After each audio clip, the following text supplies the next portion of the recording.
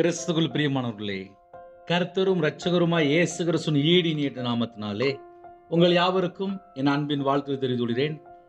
தேவன் அருளிய அப்பம் பிரேயர் மினிஸ்டர் மூலியமாக உங்களோடு சந்திப்பதில் மிகுந்த மகிழ்ச்சிகிறேன். தினம்தோறும் அதிகால வேளையிலே பரிசுத்த வேதாந்தத்தின் ஒரு பகுதி நாம் தியானித்து நம்முடைய குடும்ப பாதுகாப்பிற்காக நாம் ஜெபித்து வருகிறோம்.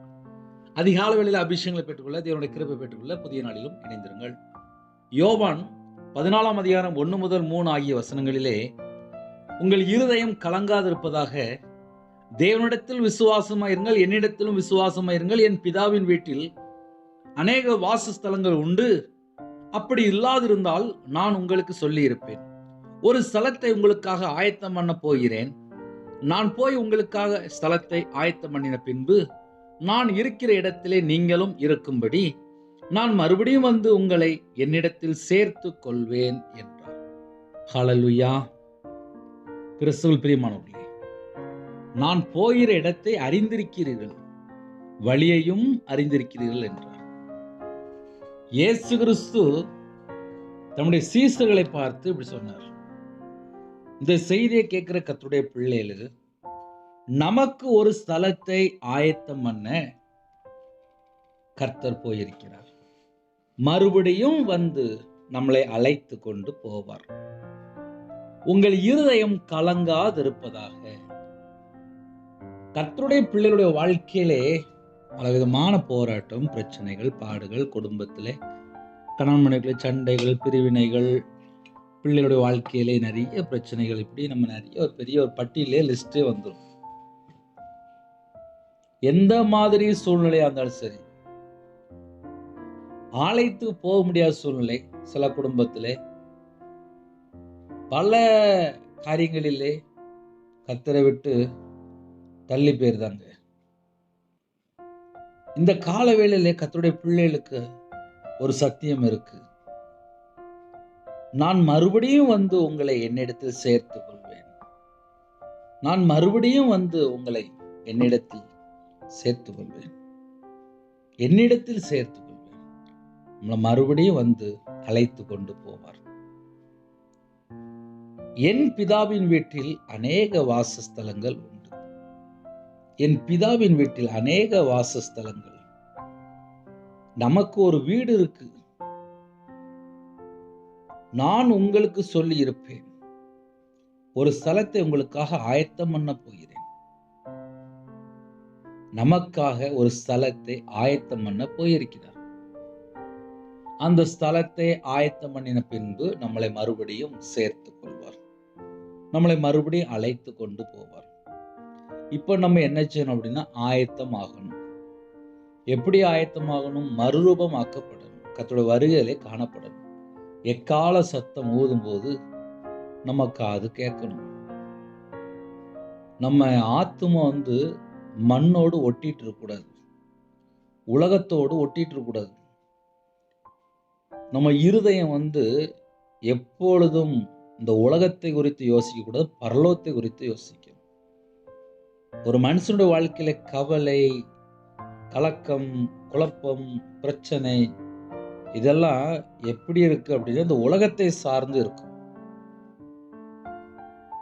நான் பரலோகத்துக்கு போகணுமே, என்கிட்ட இன்னும் குறை இருக்கே, நான் இன்னும் ஆயத்தமாகணுமே, அப்படி நம்முடைய இருதயம் இருந்தால் கண்டிப்பா நம்ம குடும்பம் ஆசீர்வாதம். ஒரு குடும்பம் ஆசீர்வாதமா இருக்கணும் அப்படின்னா என்ன செய்யணும் அப்படின்னா, நம்ம இருதயம் உலகத்தை சார்ந்து இருக்கக்கூடாது. நம்ம இருதயம் பரலோகத்தை சார்ந்து இருக்கணும். இன்னைக்கு நிறைய குடும்பத்துல இந்த பிரச்சனை எங்க ஆரம்பிக்கு அப்படின்னா, உலகத்துக்குள்ள காரியத்தையே யோசிச்சுட்டே இருப்பாங்க. அதுலதான் நிறைய பிரச்சனைகள் ஆரம்பிக்கு. அப்ப கர்த்தருடைய பிள்ளைகள் என்ன செய்யணும் அப்படின்னா, நம்ம சிந்தனை பரலோகத்தோடு இருக்கா, நம்மளுடைய கனெக்டிங் பரலோகத்தோடு இருக்கா, இல்லை இந்த உலகத்துக்குள்ள காரியத்தையே நம்ம யோசிச்சுட்டு இருக்கிறோமா? இதை நம்ம கொஞ்சம் ஆழமா யோசித்தாச்சு அப்படின்னா கண்டிப்பா எல்லாத்துக்கும் ஆன்சர் உண்டு. உங்கள் இருதயம் கலங்காதிருப்பதாக, தேவனிடத்தில் விசுவாசமாயிருங்கள், என்னிடத்தில் விசுவாசமாயிருங்கள். விசுவாசம் நாளுக்கு நாள் விருத்தியாகணும், நாளுக்கு நாள் வளர்ச்சி அடையணும். ஆவிக்குரிய 9 கனிகளிலே ஒரு கனி விசுவாசம். 9 வரங்களிலே ஒரு வரம் விசுவாசம், விசுவாச வரம். விசுவாசத்தினால நீதிமான் பிழைப்பான்.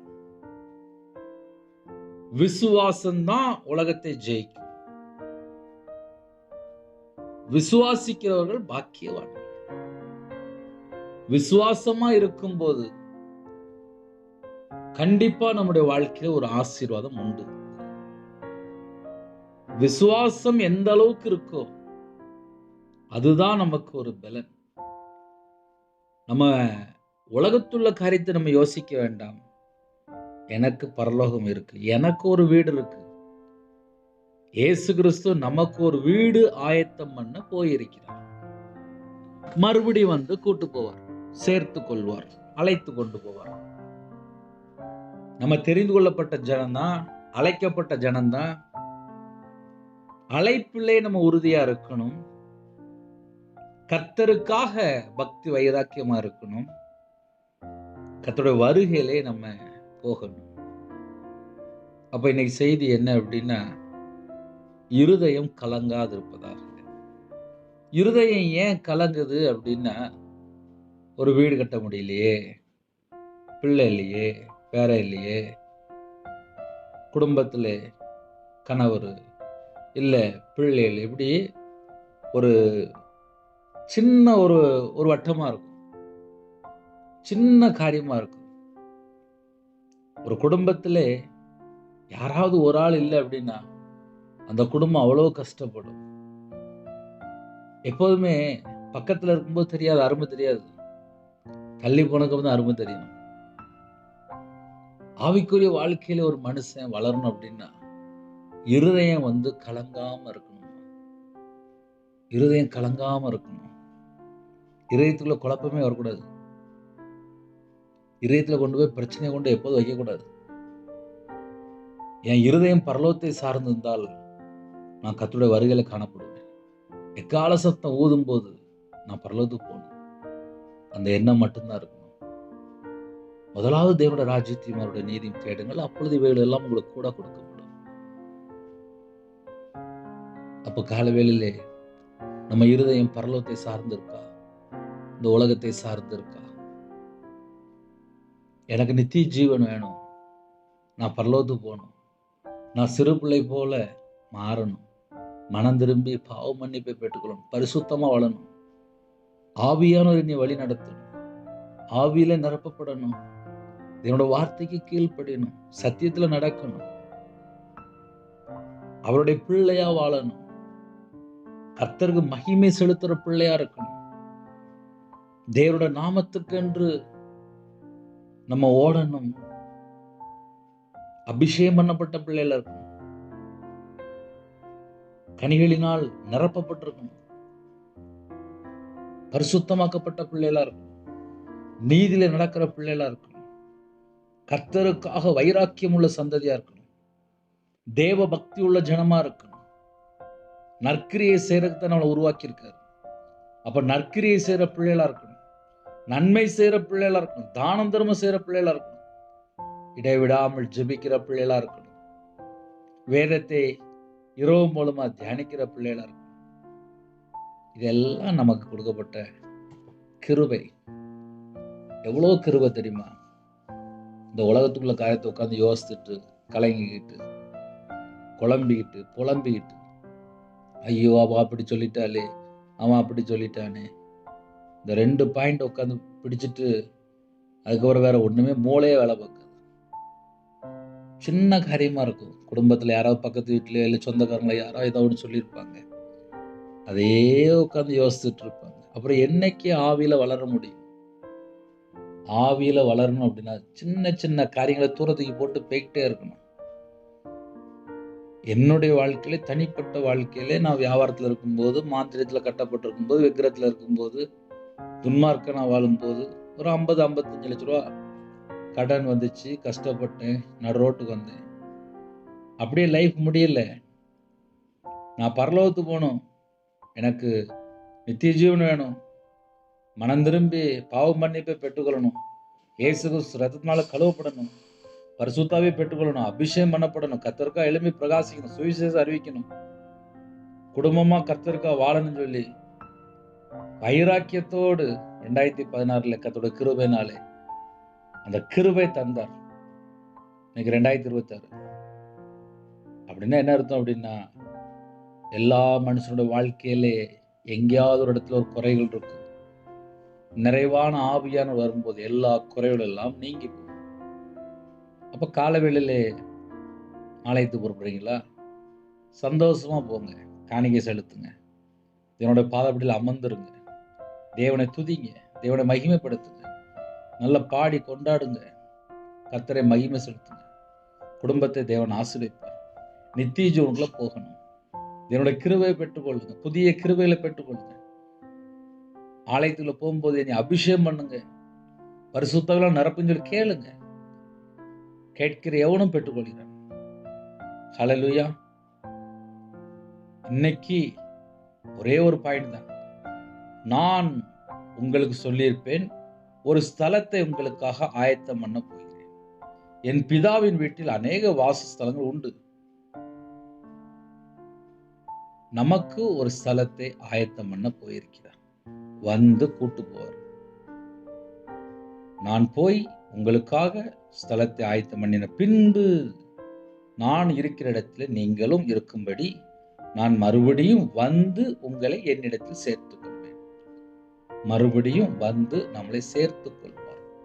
ஹல்லேலூயா. ஜெபிப்போமா? கண்களை மூடி இருக்கிற இடத்துல நாம் ஜெபம் செய்வோம். அன்பின் கர்த்தாவே, நன்றியோடு துதிக்கிற சொல்கிறோம்ப்பா. இந்த நாளைக்கான கிருபைக்காக நன்றிப்பா.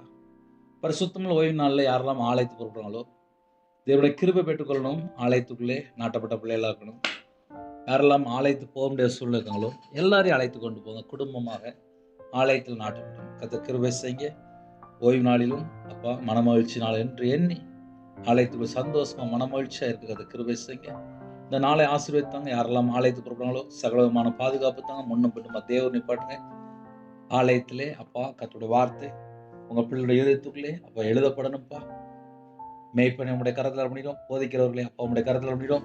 விசேஷமாக கர்த்தருடைய ஊழியக்காரங்க யாரெல்லாம் காலை வேளையில் ஆலயத்துக்குள்ள போறாங்களோ எல்லாரையும் பரிசுத்தவனை நிரப்பி உங்க பிள்ளைகளை ஆலயத்துல கொண்டு போங்கப்பா. விசுவாசிகள் எல்லாரையும் கர்த்தர் விசேஷமாக முன்னும் பின்னுமா தேவதூர் நிப்பாட்டி பாதுகாத்துக் கொள்ளுங்க. ஆலயத்துக்குள்ளே அப்ப அவங்க பிள்ளைகளை பரிசுத்தப்படுத்தி அழைத்து கொண்டு போங்க. எல்லா குடும்பத்தையும் கர்த்தர் பரிசுத்தப்படுத்தி உங்களுடைய கிருபையால் நிரப்பி சகலமான நன்மைகளால் திருப்தியா நிரப்பி ஆசுறீங்க. இந்த நாளிலும் ஆலயத்து புறப்படுவ சகலமான வாசல் திறந்தாங்க. கர்த்தர் கூட இருங்க. புதிய நாளுக்கான கிருபைக்காக 1000 மடங்கு உமக்கு நன்றி செலுத்துகிறோம். இந்த நாளிலும் எங்களோட நீங்க பேசுகிறீங்க ராஜா. என் பிதாவின் வீட்டில் அநேக வாசஸ்தலங்கள் உண்டு. அப்படி இல்லாதிருந்தால் நான் உங்களுக்கு சொல்லியிருப்பேன், ஒரு ஸ்தலத்தை உங்களுக்காக ஆயத்தம் பண்ண போகிறேன்.